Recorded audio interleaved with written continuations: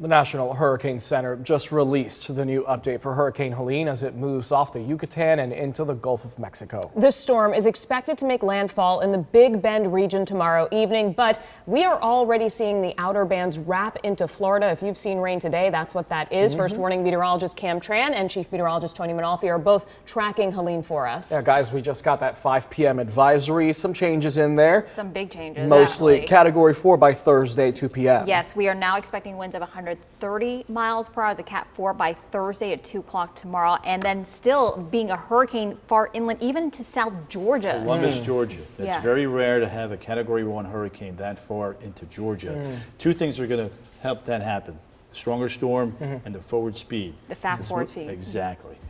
Is this going to get any stronger as it moves closer to Tallahassee, or is Cat 4 where you think it will stay? So the Cat 4, we'll show the cone here in a second. The Cat 4, if you can see right there, there's still a little bit of real estate that's there. why I'm Yeah, asking. that's a great observation as a viewer there at home. You probably had that same thought in your mind, so I'm glad you said that, Michelle. It does. I showed the Saffir-Simpson scale there earlier. 129 is Cat 4. Then obviously the next step up, 156 would be Cat 5. It's not going to be a Cat 5. I would be shocked if it's Cat 5. It could be a stronger Cat 4. A stronger Cat 4. Exactly. But you know what? Here's the deal. Whether you have a 3, 4, or 5, it's a major hurricane. Yeah. You got to get it out of harm's way. The surge is probably going to be a little bit higher than a lot of people think. The good news is, in that area, it's not as populated as, let's say, Fort Myers, Port Charlotte, over towards the Tampa Bay area. It's not good, but it's better than being in a location where it's highly populated. Does that make sense? Yeah, and the other bad side of this is because of the fast forward speed that Tony was mentioning earlier, you're going to see the impacts even farther inland now. I mean, Cat 1 hurricane in South Georgia, I mean, that's huge. Does this change anything for us here? No. No, we're still going to see impacts, and we'll talk about that. And yeah, let's get right into that now and just kind of get moving along here. There's the 5 o'clock update. For those of you getting home, the winds are now at 85. We're seeing that slow, gradual climb here. But I think as this system pulls away over the next 12 hours, I think that intensification is going to be a little bit more, a bit quicker. And as we charge on into 2 o'clock tomorrow, almost due west of the Tampa Bay area, we have an incredible hurricane, a large hurricane, and you can see it's been very consistent. The trends and the tracks have not changed this afternoon, pointing right towards the Big Bend near Apalachicola Bay and Apalachicola itself. And even though it's a couple hundred miles to the west of Orlando and Jacksonville and over towards Palm Coast, there are going to be significant impacts all across central Florida. I want to show you the spaghetti plots right dead smack in that cone.